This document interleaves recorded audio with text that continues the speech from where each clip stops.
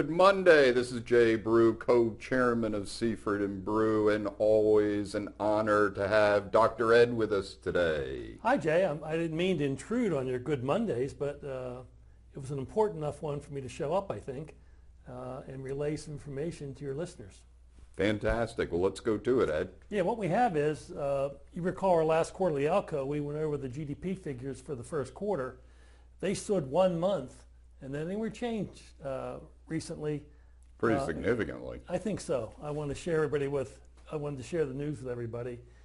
For our longtime friends in banking, remember the GDP equation is made up of the sum of consumer spending, investment spending, government spending, and then, of course, the foreign trade sector, exports minus imports.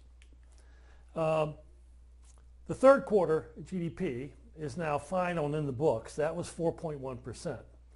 And you recall at the most recent ALCO meeting that Jay and I had, we reported the fourth quarter first estimate of the 2013 fourth quarter GDP to be 3.2%, Jay. It's been revised, 2.4. It's distressing to see a change that significant. I wonder what the market would have done if that would have come out originally. We expect changes in data, especially in the winter when you have all kinds of issues with weather. But this is a significant reduction. Here is the last 4 years of GDP growth, 3.5 to 4, and actually 4 years. And over by Jay is the 2013 fourth quarter. And you can see, Jay, in the scheme of things, it's rather unremarkable, isn't it? Here's the same type slide, but a personal savings rate. Now, from the GDP report, it's possible to get personal income and personal savings. And the personal savings rate, Jay, is the wellhead, if you will, is the spring of the river of deposits. So this is very important for bankers to watch. If there's a sudden decrease in funding at the consumer level, well, there might be a reduction in savings as consumers spend some of their checking account balances. Or if savings rises, you may see an increase in CDs, etc. And you can see what the savings rate is, 4.3% currently, which is relatively low, Jay, from where we've been. You can see the consumer sort of getting back to their old habits.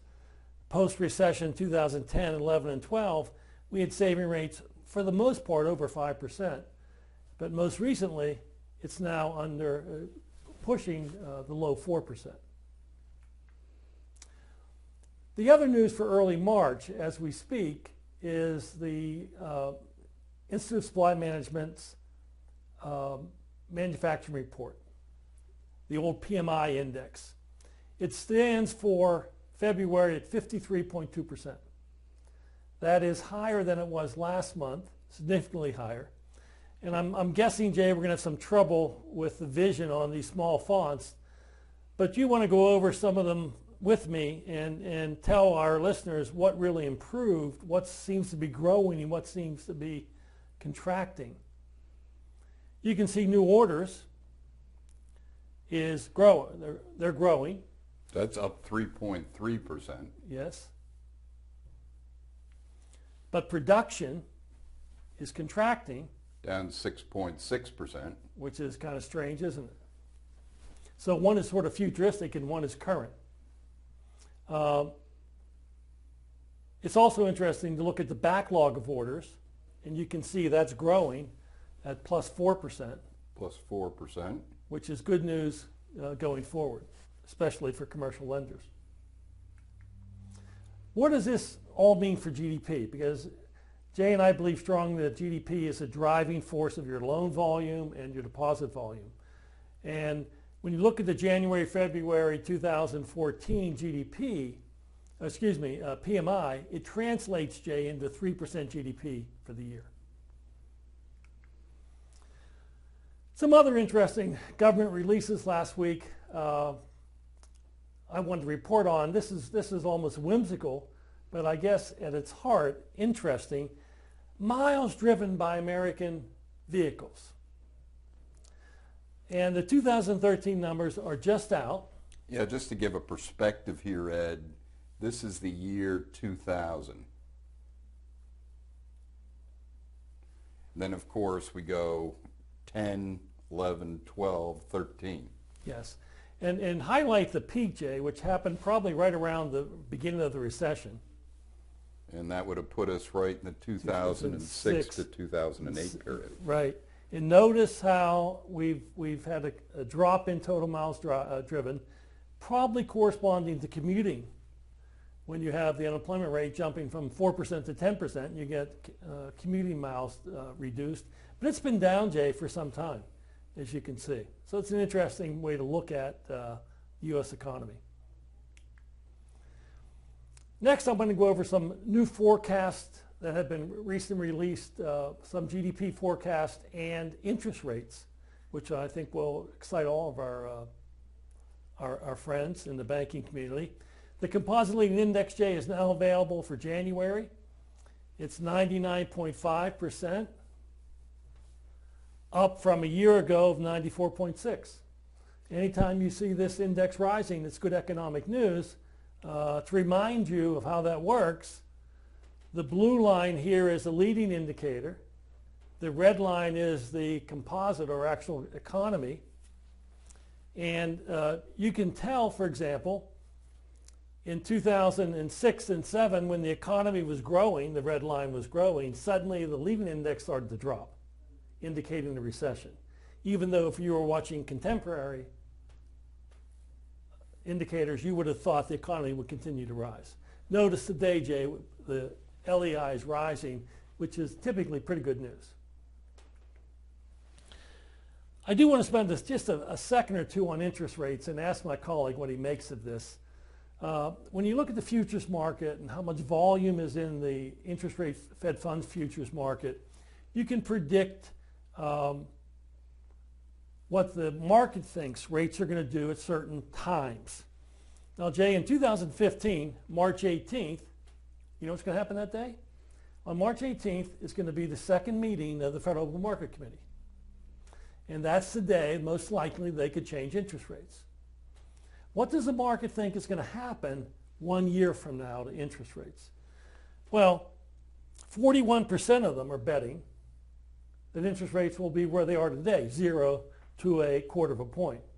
So about 82% of the people who enter the futures market thinks a year from now rates will be where they are today. Yet 15% think they'll be up by 1/4 point, 1/2 point to 0.5. 2.6% thinks they'll be at 0.75, and there's a few people who believe by then there'll be 1% Fed funds. Let's look a little bit deeper, Jay, into the fall of 2015. October 31st, the end of October of 2015. What do the bettors, quote, bettors in the financial service sector think is going to happen to interest rates? Well, look at the immense change, Jay. We recall the previous slide was 81%, 82% in the spring of 2015. Here we are 6 months later, and now only 20%. Let me just show them again. 82%, no change by the spring of next year. Yet, by the fall of next year, remarkable change. And look, Jay, at the increases. So the financial markets think 2014 quiet, 2015 hot. Is that what you make from this? Is that what you? And I think that probably is a pretty good bet, Ed, as we move forward, that at least into the next year, don't expect any kind of rate increases on the short end. Yes, but 18 months from now, something's going to happen. Okay. There's been a few speeches recently regarding the two main policies of the Federal Open Market Committee that affect your institution. One, of course, is the forward guidance on when interest rates are going to change, and the other one is on the Fed bond buying, known as quantitative easing. And they're pretty significant developments, and I thought you would enjoy learning about them. Jay, now that we have a new Fed chairperson, we can review the two new policies that are in place. The forward guidance we never had before, which is telling the market when they can expect an interest rate change. And the current forward guidance is as soon as unemployment gets to 6.5%, we're going to begin to lower interest rates. And asset purchases, $3 trillion of bond buying and rising all the time. Now we're hearing voices criticize these alternate policies. And I thought it'd be a good time to review the four main criticisms of these unconventional policies. Jay, do you think diminished returns have set into the benefits of asset purchases? You recall when we first bought them back in 2009, interest rates just plummeted. Now interest rates, especially on the long end, haven't gone down that much after the initial increase, even though we continue to buy assets. Secondly, it's creating huge excess reserves in the banking system. And excess reserves are hard even for bankers to get their hands around. But the way you have to think about it as a banker and relate it to economics, the economic scene is these excess reserves are potentially loans. And when you have loans that are potential loans, you could increase the GDP of the economy fairly quickly, which at times might be inflationary. The third criticism of the unconventional policies is when it's time to normalize policy, that is get back to not buying bonds, get back to not telling the public when rates are going to be increased. The Fed may not be able to get the reserves out as quickly as they wanted to. You might have an unwanted rise in inflation. And finally, the large quantity of excess reserves could impede the FOMC abilities to raise short-term interest rates. And Jay, many people feel there's a financial paradox developing. And the word paradox is a strange word for many of us, meaning you attempt to accomplish one thing, but in the process of trying to accomplish something, you get the exact opposite result. And the financial paradox is an extended period of low interest rates, along with expectations fostered by the forward guidance of continued low interest rates. In other words, we have low interest rates, and we're told we're going to continue to have low interest rates. Is that incentivizing financial market actors to take on additional risk? Are they reaching for margin, Jay? Or are banks doing this? Are we seeing banks taking unreasonable risk in lending and in in the bond portfolio? Well, one of the things that might be proof, Ed, is from the standpoint that we've seen margins in community banks actually increasing over the past 2 quarters. And how's that possible? That's right. Yeah. So when you reach for yield, Jay, as you know very well, you can get excessive leverage or greater credit risk or duration risk. Then you might unwind, and if a lot of investors get into a similar asset class because everyone's looking for the best yields, you could have a bubble easily develop. So the paradox, the financial paradox you're going to hear people talk about, the financial stability paradox, is monetary policies that contributed to the restoration of financial stability could, if you maintain them too long, Jay, sow the seeds for renewed financial instability. Does that make any sense? It could very well. It's like saying you're trying to lose weight, and in the attempt of losing weight, you're setting yourself up for an eating binge when you're going to gain weight. But if you take away these accommodations too soon, you can choke off the economic recovery. And finally, this 6.5% unemployment goal. We're due for a new unemployment rate soon. And there's a good chance it's going to hit the goal of 6.5. And I'm already hearing from some of my banker friends questions from customers, when unemployment gets to 6.5, will my interest rates rise? And of course the answer is no, a big flat no to that. And Plosser is concerned about the 6.5 unemployment goal. And of course Plosser is now a voting member of the FOMC. He's our president of our Fed district here in Philadelphia. And his view is, Jay, the 6.5% threshold will soon become irrelevant, and probably already is. Harsh And we've words. talked about versus the participation rate. It is kind of irrelevant. Harsh words, isn't it, for his colleagues at the Fed.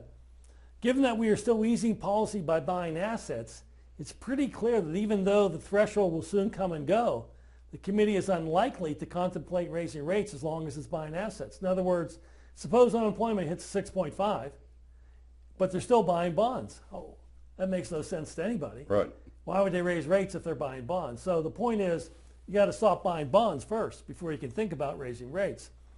Put another way, the practical constraints at this point for raising the policy rate is no longer the unemployment rate, but the fact that we are still buying assets.